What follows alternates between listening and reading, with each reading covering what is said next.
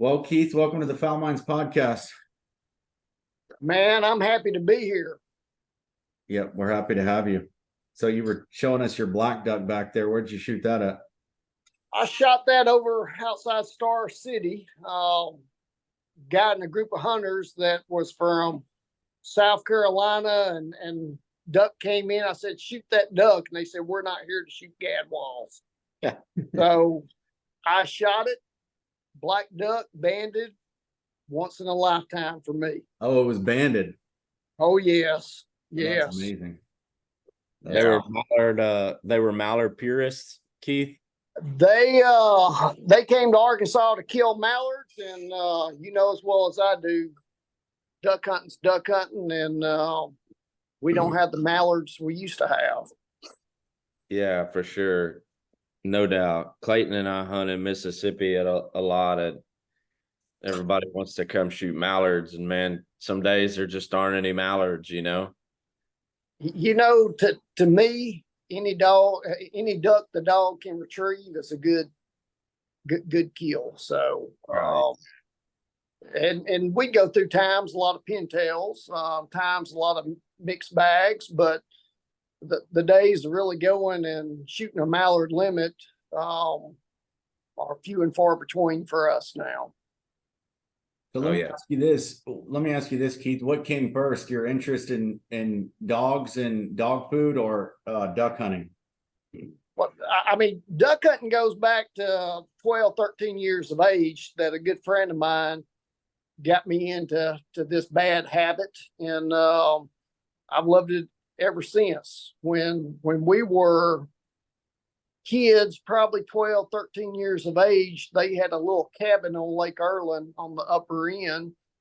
And, you know, in today's world, my parents would probably be arrested, but they would take us down there on the weekend and leave us for the weekend, and we would duck hunt and just had a ball. So,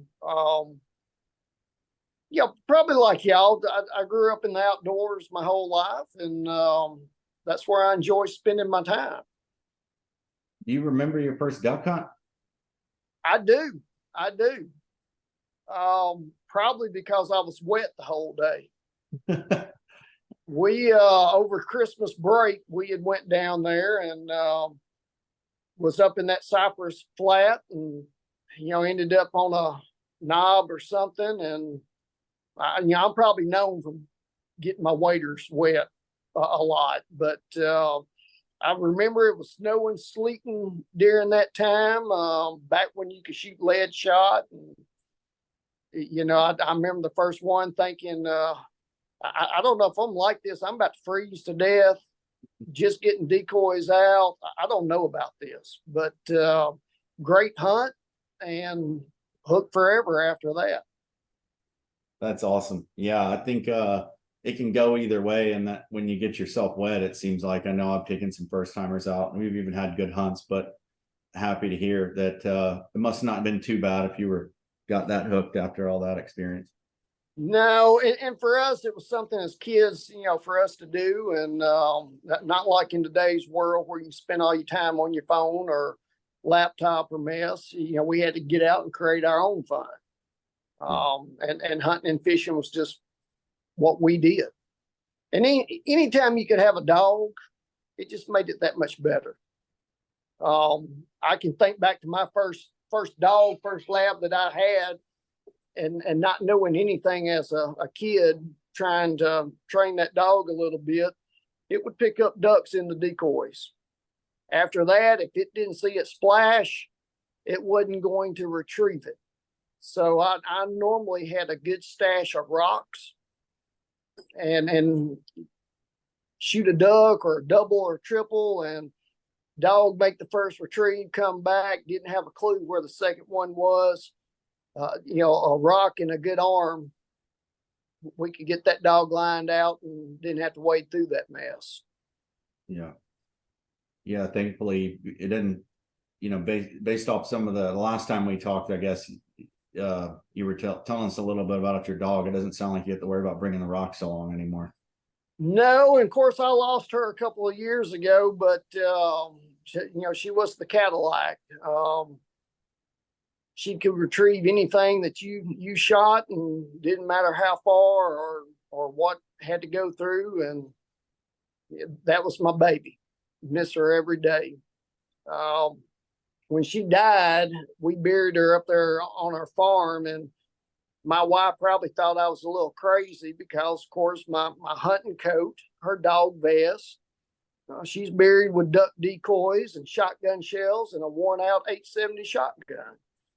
And she probably looked at me like, why are you putting that in there? But at the end of the day, when I get to heaven, her and I are going to make a few more retrieves. That's awesome, man. That's super special. I just had to put mine down a couple of years ago myself. It was pretty tough. It's hard. They're family members. I mean, they're one of your best friends that you can have. It's hard when you lose one, and you put, the time and the money into a retriever like that, but they just become your everything with you all the time, and it's hard when you lose one. I try to explain this to people that don't duck hunt, but people are like, oh, my dog, I love my dog. And that they're not even retrievers or any kind of working dog. And it's like, it takes that love to a whole new level when your favorite thing to do is your dog's favorite thing to do. It's like it's not just your companion, it's that you share an obsession. And I feel like it takes it to an entire different level that unless you've experienced it, you can't describe it to somebody. Well, as well as I do, that canine a lot of times is going to make the hunt. First of all, we would always limit out faster because the dog was so much more efficient, not losing ducks. You look at some of those retrieves, if you're hunting fields and you shoot a cripple down and it falls out 200, 300, 400 yards across the rice field, you don't worry about it.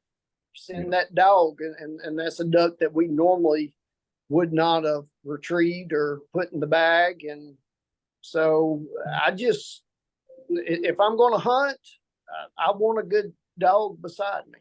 Yeah. Talking about chasing cripples, it seems like a lot of times that's where, it can double the entertainment factor of a duck hunt, right? Watching a dog chase a cripple. Yeah. When a dog learns to go underwater and chase that duck, it's something to see. Yeah. So it sounds like duck hunting and dogs have been a part of your life when you were little. So I'm curious, tell us a story about how Extreme Dog Fuel started, and how you came up with the idea and what really got you interested in the concept. Sure. Extreme Dog Fuel was started in 2002 by a dog trainer. And his first attempt at nutrition was not that good. A mutual friend put us in contact. I worked for Arcat Nutrition at the time, and we fixed his formula and went to making his dog food. For me, I was involved with the company since then, but we went through a buyout, and of course, a lot of times buyouts don't end good for everybody. And right before Christmas, they came in, fired all the executive managers. And I was consulting for a bunch of different pet food companies after that, and the opportunity just came up for me to buy them out. And I took that chance and did. Launched a new line, and ever since then, our growth has been tremendous. So God put me in the place he wanted me to be, and my saying is, I put in the work. That's what he expects, and I put the rest of it in his hands to lead me down that road. And he's blessed us well with the growth and this company, and doing something that I enjoy so much. My whole life, I can think back to before the duck hunting, squirrel dogs. We used to have so many deer dogs at the deer camp. Everything I grew up with was hunting with dogs. And that's where the passion comes from. It's just a lifelong experience of dealing with a lot of breeds and a lot of different situation over the years that drives this passion. You know, That's pretty.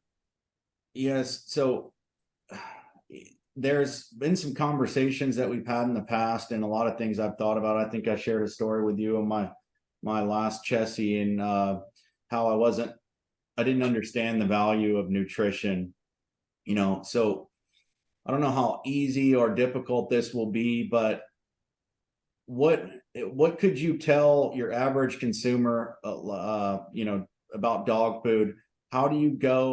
How does somebody who doesn't know enough about dog food, how do they go into a store and pick out a good bag of dog food? Like, It's become a lot more difficult in today's world. Most pet food companies are driven by marketing people, and they've really muddied the water. You know, everybody's out there going to tell you, even the cheap dog food, they're going to tell you, oh, we make an excellent product, good nutrition. But it's something that I look at, and you know, a lot of duck hunters understand this. You put that much time and money in a dog, you're asking that dog hopefully to retrieve thousands of birds over its lifetime. You start with genetics is the number one key factor. When we talk about hip dysplasia, joints, or those kind of problems that a lot of labs have later in life, you start with genetics. But you go and you buy a puppy in today's world that now is, you know, probably $1,000 to $2,500. You don't want to turn around after doing that work and then feed it something its whole life that isn't going to help those conditions later in life. So I tell people start with protein fat. You know, we have to know the dog, we have to know the energy level, the life stage that we're looking at. But we start with protein fat. And every day I talk to somebody when I try to help them. Well, what protein fat are you feeding? I don't know. Well, how many cups a day? Well, I fill up the bowl. Those are two things that we can control. And, you know, pet owners probably should educate themselves a little bit more in that. For a working active dog, my favorite protein fat is a 26% protein, 18% fat. I want something that has a true good meat presence. I love chicken meal. When people start talking about chicken or beef, and that's another one of the marketing things, you're going to cook out about 80% water, and it might start number one ingredient, but reality is it's way down the list. I want good meat proteins for those amino acids. That's the building blocks. So that's the first thing I look at is where's the protein coming from? Is it true meat, or are they putting blood meal? Amino acids from blood meals are not going to be nowhere near as good, or corn gluten meal. You know, people think corn, not that much protein, but corn gluten meal is going to run 65 to 68% protein. Same thing. You don't have those type of amino acids. So protein's where I start, and then my carbs. I feel brown rice is the best carbohydrate, instant form of energy that we can use. And so that's going to be my number two ingredient. There's nothing wrong with sorghum or corn or wheat. I don't like soybean meal because of other problems, skin and hair coat, but there's nothing wrong with those ingredients in the right amount. But, you know, when I look at a formula and they're number two on the list for that type of dog, that type of nutrition, that's too much of those ingredients. So for me, it's meat and proteins, and then it comes, you know, putting the formula together for gut health and the fiber sources, and that's where those grains also play a big factor into it. And then vitamin, minerals, omega packages. That's probably one of the most overlooked parts is your vitamin, mineral, and your omega package, because that's, you get into inflammation control, joint lubrication, arthritis, healing.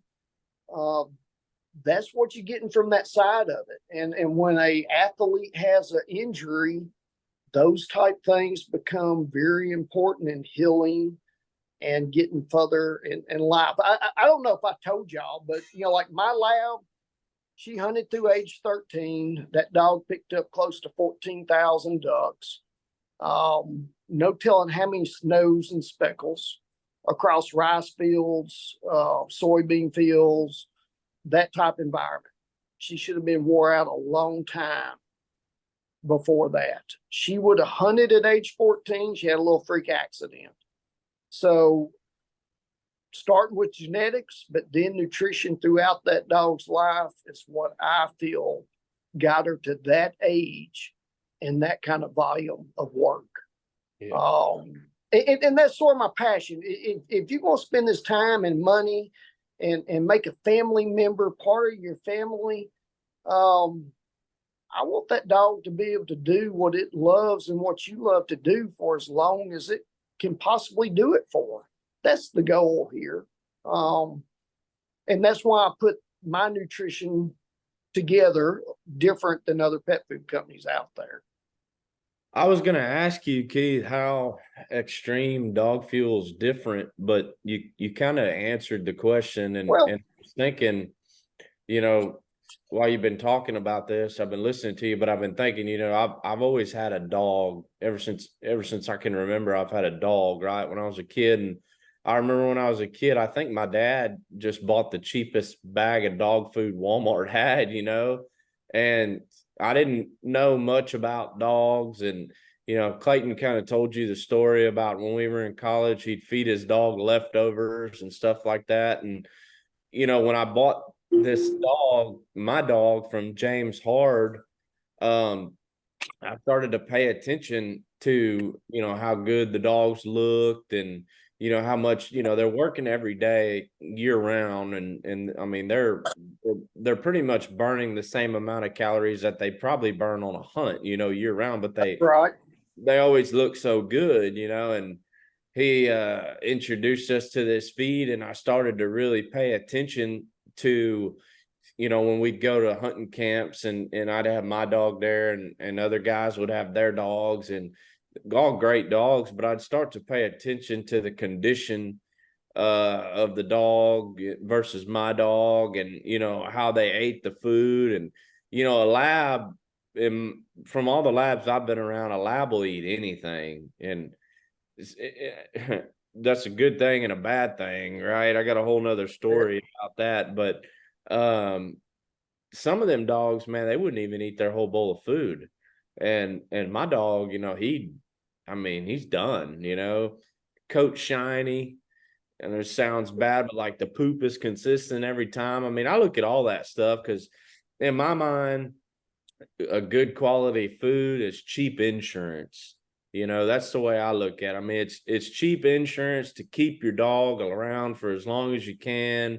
And I mean, I feel like I kind of owe it to him to feed the best feed that I can find, and I mean, I'm super happy with Extreme, even if we didn't, and I told you this before, even if we didn't work together, I'd still feed it, I mean, it's just the best I've found, Well, we appreciate that. And, you touched on skin and hair coat, and, we talked a little bit about joint care. Most people think joint care is glucosamine chondroitin, and to me, that's just two pieces of the pie. The skin and hair coat is benefited because of the other stuff that helps with joint care. It's also very instrumental in skin and hair coat. And so it's a win-win combination. And, I've heard a lot of people, animal people, and, oh, you can tell nutrition through skin and hair coat. And that's somewhat true. But it all sort of goes hand in hand, what you're doing for one and the other. And I'm going to answer your other question. I told you we're a family-owned business, and I've consulted for a lot of pet food companies out there. When I worked for RCAT, we made product for a lot of other pet food companies. And I looked at what went on inside those, and I wanted to be different in a few things. We're family-owned, and we want to treat people that way. I don't want another customer.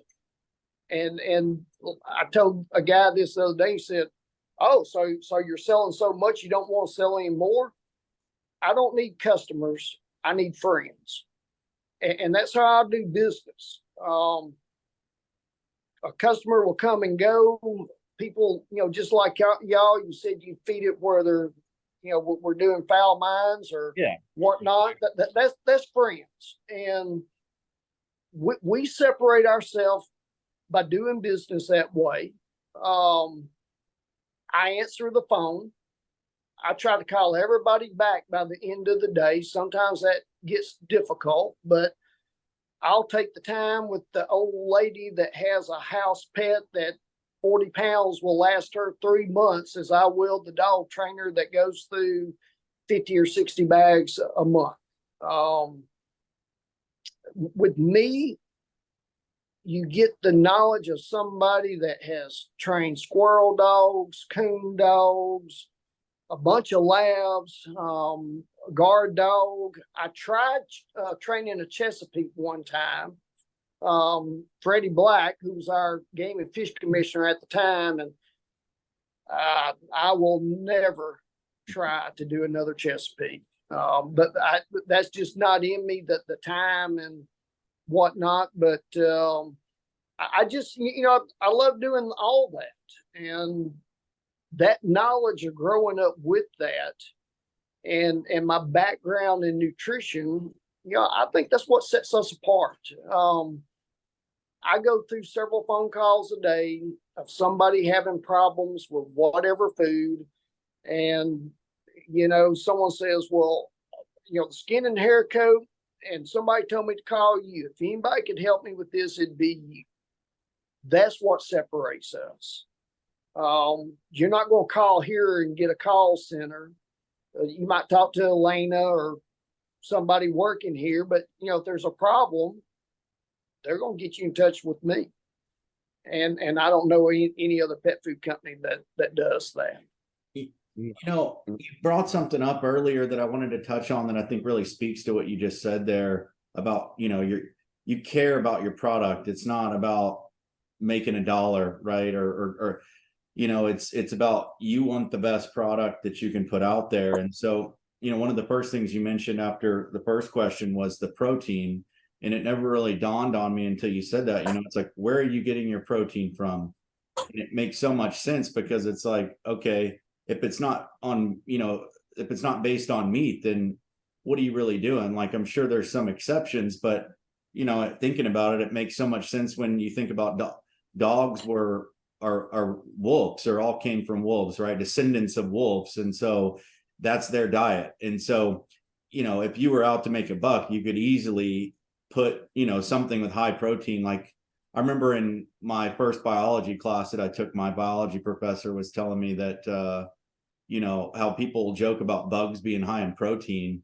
Mm-hmm. And then, they tell me, chitin, their exoskeleton is made up of 100% protein, but then you find out that it's a non-digestible protein to the human body, right? So it's like, you're not even, this is X amount of grams of protein, just like you could put on a bag, right? But what did you get the protein from? Like, you can just, it would be, what would you say? Just kind of, you could easily convince somebody that their dog is going to get all the protein they need from this. But if the source of protein, isn't meat or something that their body can digest, it's just a selling point at that point, right? Cardboard has a protein source, I'm sure, but your dog is not going to do good eating something like that. And that's why, I just stay away from those others, the corn gluten meal, the blood meal. Soybean meal runs about 48% blood protein. I think blood meal runs 98, 99% protein. But Yeah, proteins come back to me to amino acids, and amino acids are your building blocks. That's what matters, and the best way to get that is true meat protein and not watered down like beef or chicken that we're going to cook that water off of. So and everything's going to contribute to protein, but the bulk has got to come from that meat. Your carbs, the bulk needs to come from that brown rice. Don't water it down with other ingredients. And I'll tell you this again, corn and sorghum and millet, those are not bad ingredients, but it's one of them things, too much, they become a filler. Too little, they don't do their job because they serve some purposes. Like they serve in helping the stool and gut health. They help the dog convert the meat proteins to amino acids. So there's some functions there, but when you overformulate with them, you're just using them as a filler, and that's not what we do. We've always been a low overhead, efficient company. And I believe if you took my nutrition and you put it in some of my competition's bags, you would be paying $60, $70, $80, $90 a bag. That's the difference in us and them is I'm going to control that stuff, and we're going to give what I think is the best nutrition at a cost that nobody else can compete with. That's what Extreme Dog Fuel is. That's what family-owned business is giving a true value-added product at a good price.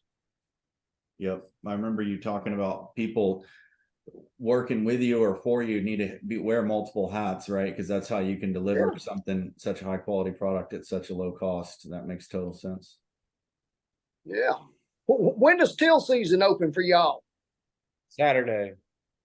I hope to get some good pictures from y'all. Elena's doing an excellent job sharing some stuff on social media.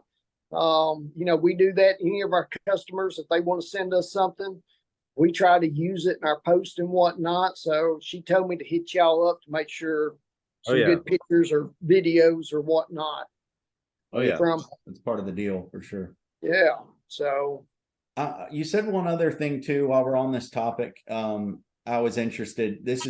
I feel like I understand the protein thing a little bit or pretty well, but when you're talking about repairing like a dog, maybe not even necessarily an injury, but just the daily wear and tear, like what are the most important ingredients, maybe not ingredients, but like, well, yeah. So protein is, in the correct type of protein. That's one reason I love chicken is that it's very convertible to lean body muscle. We want a athletic dog, and I've seen dogs that are overweight that we take weight off of and build the muscles. And I've seen underweight dogs that we put weight on and build the muscles. So it's the way it converts, but you got to start with good proteins for muscle and that building on a regular basis. Good carbs for burning that instant energy, fat for long-term energy source. But when we get past that and I start looking at vitamin minerals, zinc is one big thing that I look at. As your dog ages and inflammation arthritis control, zinc will help with that. Zinc will help strengthen the hair coat. There has to be enough zinc in there to really do the job. And I mean, most pet food companies are towards really the minimal, and it doesn't take a lot of zinc to get to where you need to be, but zinc is very important. Vitamin E, I believe, besides skin and hair coat and a lot of other things that vitamin E does, but I think it helps with lubricating that joint and healing of that joint. The same thing with your omegas. And I look for something with a source of a lot of different sources of omegas, 3, 6, and 9, but also coming from, flaxseed, canola oil, sunflower oil, just a lot of different sources in the formula. Because that same thing, joint lubrication, skin and hair coat. No. So we guarantee a lot on our bag. We probably guarantee more than anybody out there from, vitamin C, vitamin A, E, B12 for energy, folic acid for breeders, omega-6, omega-3, glucosamine, chondroitin. So I want my customers, I want my friends to be able to look at that guaranteed analysis and see what they're really getting in their food. Keith, But go ahead. oh, I'm sorry. I didn't mean to interrupt you. Go ahead. I'll let you finish. No, I was just going to say that's the importance when you talk about an odor or a dog that's had an injury.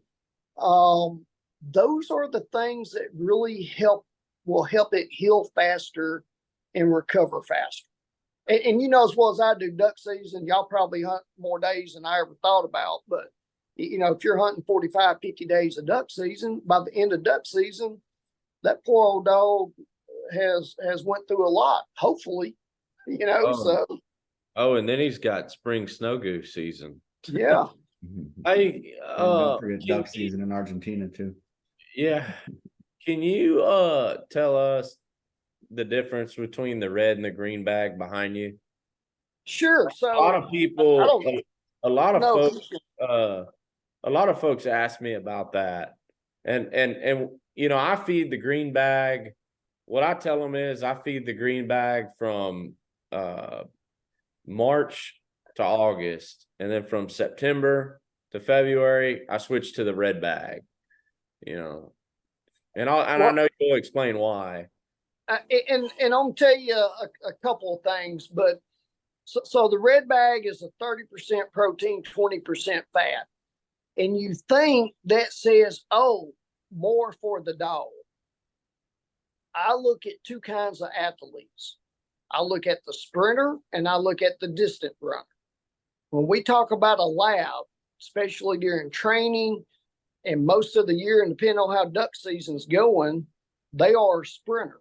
We set up marks, we set up blinds, we get out there, bam, bam, bam. We run a blind, we're back to the dog trailer. If you think about a bird dog or a hog dog or squirrel dog now being hunted on side by side, they're your distance runner. I want my lab to be there so fast and back that if you blink, you missed it. But those dogs, they're in that longer pace, slower running, but always going. So when we talk about that, the next thing is some dogs need more carbohydrates.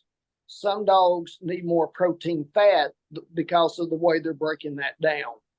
For me, the lab needs more carbohydrates. They're fast bursts of energy. They need very accessible, usable energy. The hound dog or the bird dog, they burn a lot of protein in the muscles running nonstop. So that's the difference. Now, I had a customer last year up in Texas that has a bird dog guiding operation. And he probably has 15 bird dogs or something. All of them look great, but one. And he feeds the red bag year round. And he called me and he said, Keith, I don't know what to do. I can't put weight on this dog. The dog looks bad. And I told him, I said, let's try the green bag. And he said, I don't think you understand. If I go down protein and fat, I'm afraid this dog's just going to fall over. It's skin and bones. It didn't take long with the extra carbohydrates for that dog to start gaining weight and looking better. Now, they're all the same pointers, all the same breed, but that one dog, for whatever reason, needed more carbs than it did protein fat. Sometimes you're throwing a curveball like that. And I can't necessarily answer that question, but I do know, depending on the type of activity, that sometimes they do need, some need more protein fats, some need more carbohydrates. And that's the difference in the two. When I designed that red bag, in my mind, it was for hunting season, for labs during duck season when it's cold and whatnot. I designed it for guard dogs, German Shepherds, Malinois, and the hound dog people that hunt on side-by-sides. That was my thought in when I put that formula together. And the green bag was designed for that lab at least 9 or 10 months out of the year. And then depending on their conditions of hunting, whether or not they would go to the red bag or stay on the green. Another question that I've discussed a lot at the camp is, how many cups do you feed? You know, Oh man. I've seen that one on the internet a lot too. This time of year, I just got my dog back from the trainer, and my wife calls it boot camp, but I just got him back from the trainer, and he looked good, but just a little bit thinner than I wanted, than I like him to be. And I fed him a little bit more than I usually do, the green bag, and within a week and a half, 2 weeks, he's solid. He's right where I need him to be. So I'll probably keep him at 3 cups now, 3.5 cups. And then when we hunt, if it's real cold and hard hunt, a lot of running and stuff like that, I usually feed him a little bit extra. But a lot, that's a question that gets brought up a lot, and you're an expert, so I just would like to hear your opinion. And that's probably the first question people ask, or they'll say, my dog's got loose stools and I'm following your feeding recommendations on the back of the bag. AFCO makes us put those on the bag. At the end of the day, we don't know if we're feeding a small breed puppy, a Chihuahua, or a hound dog, or a 1-year-old or 5-year-old, what the environment is, what the breeding is. The best rule I can probably tell you is always start off under feeding and work your way up. If you're, there's some formulas out there. If you're swapping, going to ours, I can about tell you what conversion you need to be at. But when I think about a lab, I don't like being much below 2 cups. I don't like really feeding a lab much over 4.5 cups. So if I'm on that green bag and I'm having to feed 4.5, 5 cups to maintain weight and stool, stool's looking good. He's using all the food in his system. That would tell me then that I probably need to go up in protein fat. If I'm on the red bag and I had a guy here a couple of years ago, he was bragging, well, I'm on the red bag and I only had to feed about 1 3/4 cups a day. I really don't like that, because now you're getting too nutrient dense and you're cutting out a lot of vital nutrition. So I would rather go down in protein fat and up that volume a little bit for a lab. That's, and I've had this conversation with a lot of very highly respected canine nutritionists, and our opinion through our discussion is that you can be too nutrient dense and not nutrient dense enough. And I hear some people out there that talking about, well, I'm feeding this and I only have to feed 1.5 cups.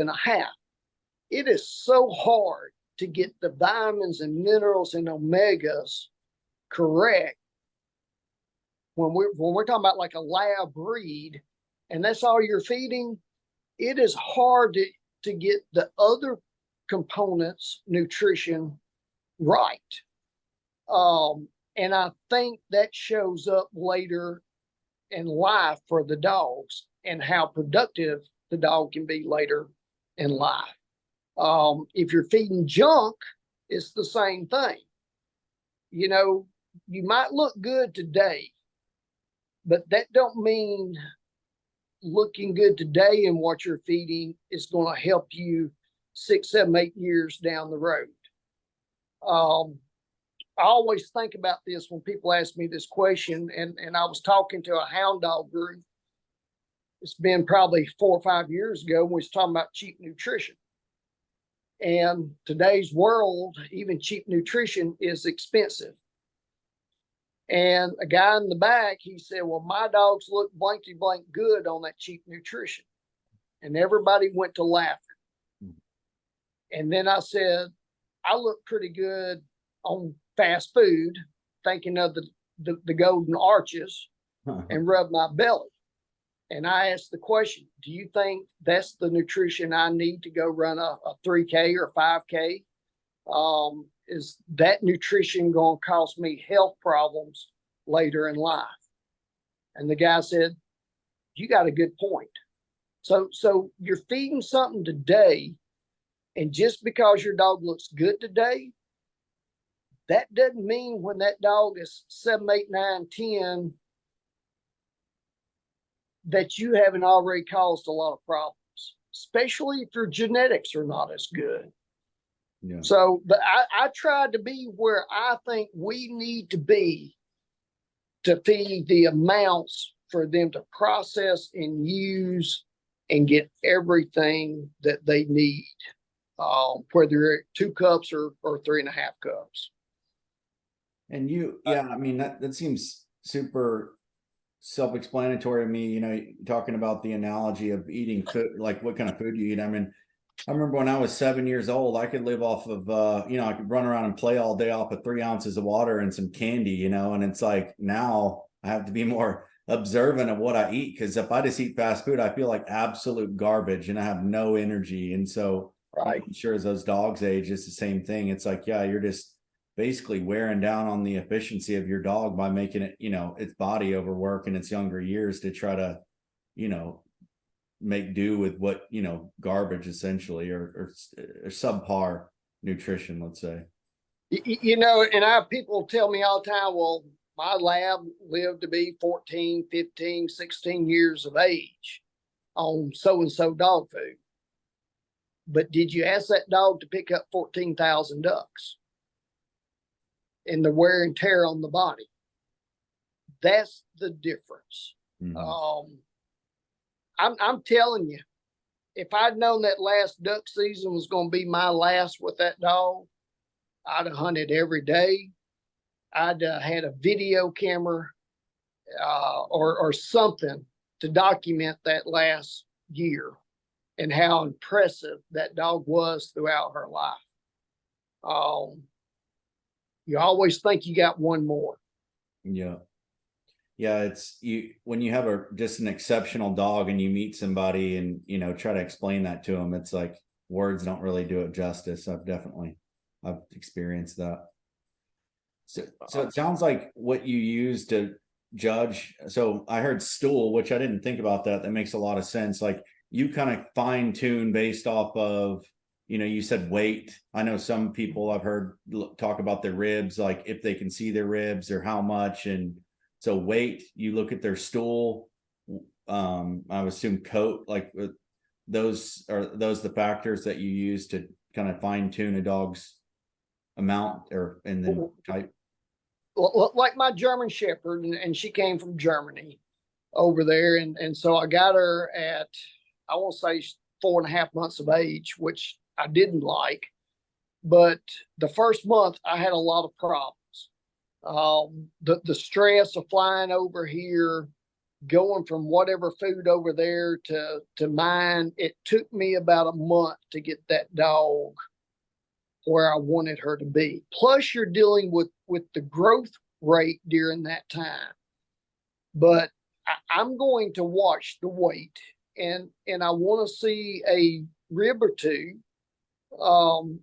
If the dog's athletic, if the dog is early adulthood, the dog shouldn't be overweight. I mean, if it is, it's because of the person doing the feeding. So I want to see those ribs, and I'm going to look at that stool, and I'm going to watch that very carefully till I can get my feed amount set. And I always lean on the sign of less than more. It's so easy to go up. It's so hard to come back down.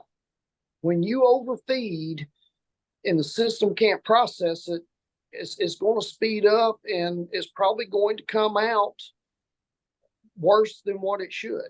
So it's always been my thought is to slowly work my way up till I get to that threshold, and then maybe come back down just the hair. And I'll tell you something else. We don't formulate to stools. We formulate to nutrition first. And sometimes it's a little harder learning to feed a food like that, because, if you come for something else, and I had a guy, big dog trainer, tell me, oh, this male, I'm on so-and-so, and I have to feed him 9 cups a day. And when you tell them, hey, I think I would go to about start off at 4 cups on this, and let's see. I mean, the first thing in his mind is, oh, my dog's going to lose too much weight. So you have to find, with the nutrition that you're feeding, understand how to feed it, and then how to work your way up to get to the right amount. And when duck season's coming up or something, we all try to put an extra pound or 2 on the dog before duck season. And what I was going to tell you about stool is, I don't worry about stool as much. I want a form turd, but with all the rice in it, it's always going to be a little wetter and probably a little stickier. And that's not a bad thing. As I've aged and whatnot, a dried out hard stool coming out is not the best thing health wise, right, for a dog or for us. So, I've seen dogs that strain so hard to get out 5 little old pebbles that are, it's almost like they're petrified when they come out. And I'm thinking, that's not good for that dog. So what would other than being sick, like what would the consistency of stool indicate? Like, what if it was more, almost to where it wasn't solid, or vice versa, if it's too dry? What do those two things typically indicate? Well, if you look at stool, and my training group back when I was training all the time, we had a vet in there, and one, for labs, I think very highly located over in Dumas, Arkansas. We would talk about stool, and he would say, the dog looks good, the dog feels good. Why are you worried about the stool? So if we're not mucus and blood in it, it's what he used to tell us. Everybody and probably every animal, for the most part, goes through a loose stool here and there. So that doesn't bother me so much, but I want it to be a form turd. I don't want a cow patty, but if I overfed for whatever reason, maybe we haven't been able to work, or dogs just not doing as much, and I've overfed, and I end up with a cow patty, I'm just going to reduce the amount and go from there. Dogs are like us. I've seen dogs with stomach bugs. viral problems coming into a kennel that they catch from other dogs. My little house dog used to love to eat tree frogs and then throw them up and have yellow diarrhea everywhere. Mhm. So there's a lot of factors in that. There's no perfect pet food company out there. Dealing with changing ingredients and suppliers and even the cooking operation that goes into doing this. You got variables in that, but at the end of the day, the dog food is probably the most consistent thing. And there's a lot of environmental things that come into play a lot of times. So you wouldn't basically, I think you kind of mentioned this, but in other words, like you wouldn't jump to conclusions immediately just because your dog has the runs a couple days in a row. This is something that you're kind of looking at more long term based upon feeding changes or. Yeah, and you ought to eat my wife cooking for a week. You might be sick all the time, but it just depends. But no, I would not stress out over that. I trained a dog one time from Texas, and Dr. Steve Jones, great guy, had one of the best dogs I've ever seen in any form or fashion. And that dog, till it was about 3 years, 4 years of age, was impossible to keep weight on. The dog was so hyper. I don't know if it ever had a solid stool till it settled down. And that was, he tried that dog on everybody's food out there, trying to find a solution, something that would work. Sometimes it's symptoms like that, but if the dog is feeling good, and I'm always going to tell you, consult your vet. I'm not a doctor of veterinary medicine. I do canine nutrition, but if the dog is feeling good, we're not bloody and mucus. There's a lot of factors in there, and for me personally, I don't stress over that if my dog had a loose stool or not. Mm-hmm. Right on. Yeah, that makes sense. Trying to think what else. You got anything, Hayden? Man, he answered all my questions. My dog hears us talking about extreme dog fuel. He's waiting on his food. Yeah. We need to see if that dog will fetch that black duck in behind me here. Oh, he will. He'll fetch anything. He'll fetch anything, man. That's what I like to see. Y'all guys know as well as I do, duck hunting. It's just not the same without a good dog. This year I missed probably the best hunt of the year because it was when we had that big what was that, winter storm in December. It was like 1 degrees, and there was a field that had it was thousands of ducks. They shot like a 10-man limit, and I didn't go because I didn't, I talked to my trainer and he said, man, it's probably not a good idea to hunt your dog in that. And I saw a couple vets say it. And, I just said, man, I'm not going if I can't bring my dog. That's kind of the whole reason I go, half of it really, so that's a big deal for me. You're smart. Oh, I've seen a lot of people mess up some very nice dogs because especially the first duck season, they're worried about pulling that trigger instead of what they ought to be doing with their dogs. Yeah. I trained a nice retriever for a guy in Louisiana one time, and he took that dog hunting. Water froze up in a break full of cypress trees and buckbrush, and dog made a retrieve first thing in the morning, then sat on the bank and froze to death the rest of the day. And I'm like, why did you stay? And every time he'd take that dog hunting after that, all it wanted to do was go over there and lay down on the bank Oh, gee. and not hunt. So you're smart for doing that. Always make that first duck season that you take care of your dog, and especially at a young age, and let your friends do the shooting, and you make sure your dog does. Sacrifice that first year, and it'll pay off the next 10 or 12. Yeah, I went pretty easy on him his first year.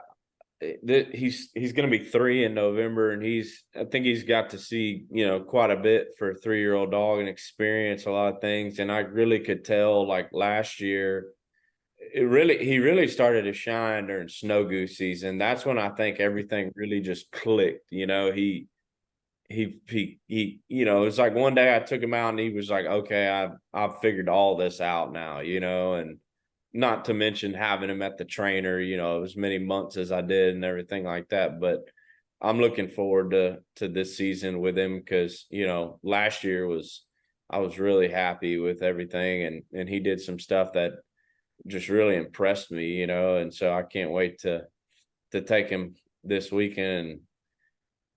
It's the first one since February, so I'm sure he's ready like I am too. He saw me loading the Ranger this morning with all my decoys and stuff, and boy, his tail was wagging 100 miles an hour. We've been dove hunting. We've been dove hunting a few times, or 3 times this month, and he likes that, but I think he likes them ducks a whole lot more. Jen would, when the geese started flying over, she would start getting vocal. We'd get to that time of year, and then about 5 a.m. in the morning, she'd start barking out there. And I know what she was saying was, get your lazy butt up, let's go hunt. Yeah, she was ready. So but they know when it's time, and season's changing, and oh yeah, they're incredible animals. They are. They really are. But man, I appreciate you taking the time getting on here with us. It was good to talk about So a couple things I wanted to mention. I know y'all have Facebook and Instagram. You can follow Extreme Dog Fuel there, right? One cool thing about your website, if you don't see Extreme Dog Fuel in the store, you can just go to their Google search Extreme Dog Fuel, or is it extremedogfuel.com, Keith? Yeah, and where we don't have distribution, we'll FedEx you a bag. Midwest Greyhound Supply will ship, half pallets to customers, and our distribution's growing and growing fast. If you're in that area where we got a good distributor, it's normally pretty easy to get a store set up. So we'll help you through all those problems. Just contact us, and we'll figure out the best way to get you food. Yep. There is a store locator on the website, though, so you can go there and type in the zip code. I know Steinhauser's is a big one that's carrying it now. So I feel like most people in rural Texas definitely can just go pick up a bag they probably have a Steinhauser's local to them. So are you coming out to the Refuge Duck Club on the dates we sent you? I hope so. I've got it on my calendar, so I'm looking forward to it. Heck yeah. I've never duck hunted in Mississippi, so it'll be a treat. Yeah. Yeah, it's pretty cool. Well, it's my favorite place to duck hunt. Hayden and his partners have been putting in a lot of work. They've been how many acres do y'all think y'all planted this year? It's a lot, but we have a lot of standing rice. Thankfully, Jack and Jacob are big duck hunters, and they're also the combine drivers, so that helps. Yeah. But they're probably like John. Then they probably farm to duck hunt. Oh yeah, well they love to duck hunt, and that's why we have a good place. And it's not always mallards. We shoot a lot of spoonies and teal and stuff like that. We're always shooting ducks, So which one of y'all two is the spoonie killer? That's me. Hey, but check out the shirt here. Oh yeah. Eat more spoonies, Fowl Minds. the Trump edition. I I won't pass up a spoonie, you know. Man, I'll nail it fast if my dog can retrieve it. Yeah, I'm the same way, man. I'm the same way. I just like to shoot ducks. Now, if I had an option to go shoot mallards, we have some sloughs and we've got one really cool it's like a cypress timber hole type slough, and it gets some mallards in there every now and then, you know, but it's gotta, everything's gotta be right, you know, and if I got the option to go shoot mallards, I'll go, but you know, you can pretty much count on shooting spoonies and teal and gadwall, you know, 7 days a week out there. What's your favorite duck to eat? Teal. Yeah. I Yeah, think the best I ever had was at a hunt test on the Arkansas-Louisiana border, and one of the Cajuns, he did these stuffed teal cooked on the grill, and I couldn't eat enough of them. Yeah. My favorite waterfowl to eat is speckle belly. No, come on now. Oh yeah. Yeah, there's a guy that hunts with us in Mississippi. He makes it, and it's phenomenal. I mean, it's phenomenal, man. It's better than, I like it. I'll eat it over a ribeye. It's so good. But it's all about how you cook it, you know. The biggest thing I learned. Oh, go ahead. I just haven't mastered cooking it speckle belly yet, you know, but he can, and it's so good, you know. You're right.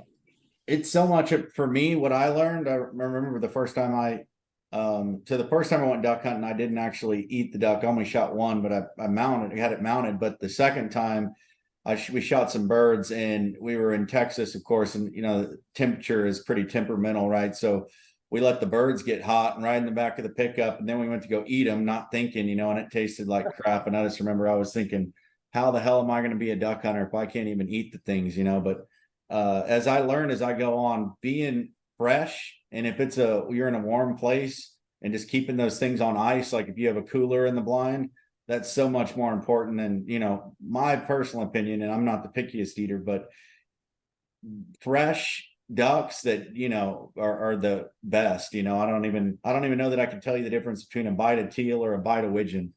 But I want to say widgeon's probably my favorite, but you know, I still think that a lot of that's really up to, you know, just how it was cooked, you know, and you know how quickly it was cooked, let's say. But man, yeah, that's my take on it. Y'all are both right. I can't disagree with that. It's how you cook it, and fresh is always a lot better.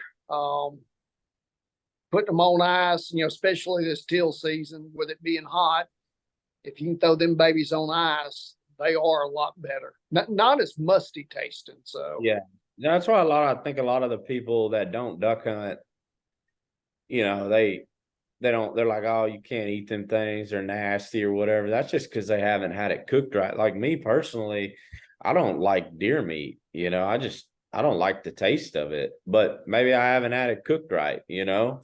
I'll always try it, but it's not my first choice, you know. yeah. And I just don't think I've come across anybody that can cook it where you don't taste that strong game taste in it, you know.